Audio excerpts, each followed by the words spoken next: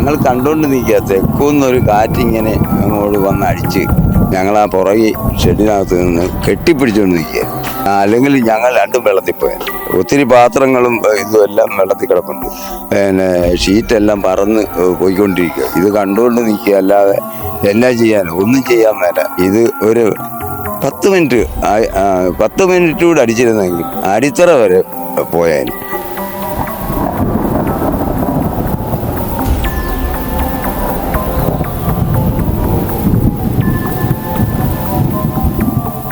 ഞാനും പെമ്പറന്നതേയും കണ്ടത്തിലായിരുന്നു, വിതച്ചിട്ടിരിക്കുകയായിരുന്നു. അത് അതിൻ്റെ പോകുന്ന പോരാഴിയെല്ലാം നോക്കി ഈ മഴക്കാർ വന്നപ്പോൾ കയറി.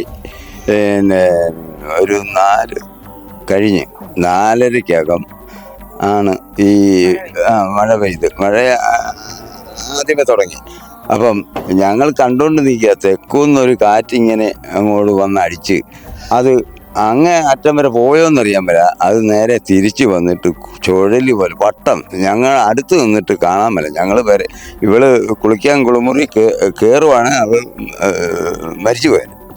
ഇതെല്ലാം കൂടി ഇടിഞ്ഞ് വീഴും. ഞങ്ങൾ ഇത് പറക്കുന്ന കണ്ടുകൊണ്ട് ഇവളെ വിളിച്ച് ഓടി ഞങ്ങൾ ആ പുറകെ ഷെഡിനകത്ത് നിന്ന് കെട്ടിപ്പിടിച്ചുകൊണ്ട് നിൽക്കുകയായിരുന്നു. അല്ലെങ്കിൽ ഞങ്ങൾ രണ്ടും വെള്ളത്തിൽ പോയാൽ. ഒത്തിരി പാത്രങ്ങളും ഇതും എല്ലാം വെള്ളത്തിൽ കിടപ്പുണ്ട്. പിന്നെ ഷീറ്റെല്ലാം പറന്ന് പോയിക്കൊണ്ടിരിക്കുക. ഇത് കണ്ടുകൊണ്ട് നിൽക്കുക, അല്ലാതെ എന്നാ ചെയ്യാനോ ഒന്നും ചെയ്യാൻ മേല. ഇത് ഒരു 10 മിനിറ്റ് കൂടെ അടിച്ചിരുന്നെങ്കിൽ അടിത്തറ വരെ പോയാൽ. എൻ്റെ 2 മുറി കംപ്ലീറ്റ് പോയി, പൊട്ടിക്കീറി എല്ലാം പോയി, കമ്പി വരെ എല്ലാം ഇളകിപ്പോയതാണ്. അത് ഞങ്ങൾ ഇപ്പം ചെയ്തുകൊണ്ടിരിക്കുക. പിന്നെ 2-3 ദിവസമായിട്ട് ഇതിൻ്റെ പണിയാണ്. എനിക്കൊരു 1.5 ലക്ഷം രൂപയുടെ നാശനഷ്ടം ഉണ്ടായിട്ടുണ്ട്. എനിക്കിപ്പം 69 വയസ്സാകാൻ പോകണം. ഇതുപോലൊരു കാറ്റ് ഞാൻ കണ്ടിട്ടില്ല. വട്ടം കറക്കി കൊണ്ടുപോകുന്ന ഒരു കാറ്റ്. അത് 10 മിനിറ്റോടെ നിൽക്കുകയാണെങ്കിൽ ഈ പ്രദേശം കാണത്തില്ല. ഈ തോട് മുഴുവൻ മരങ്ങളായിരുന്നു.